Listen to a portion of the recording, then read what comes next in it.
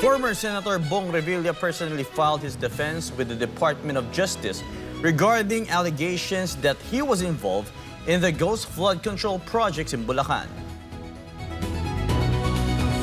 According to the former senator's spokesperson, addition to a counter affidavit, Revilla also submitted evidence intended to prove that the accusations against him in the flood control scandal are unfounded.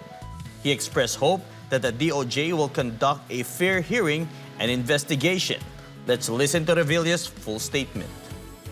Nagpunta rito si Mr. Bong Revilla upang ihain ang kanyang tugon sa reklamang isinampa sa kanya na di umano'y paglabag ng RA 3019 or the Anti-Graft and Corrupt Practices Act. Wala pong ibang reklamo laban kay Mr. Revilla sa DOJ ngayon. Maliban sa kanyang counter-affidavit ay nagsumite si Mr. Revilla ng mga ebidensya na magpapatunay na lahat ng nilalaman ng mga aligasyon, akusasyon at reklamo laban sa kanya ay pawang kasinungalingan at kasinungalingan lamang.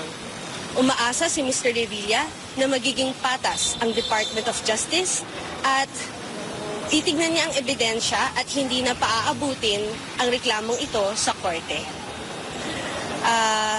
With that, we will make no further statements and we will let the legal process take its course and that will be all. Thank you. Yung anong evidence mo baka pwede ngayon mapakita? We have no further statements at this time. Thank you.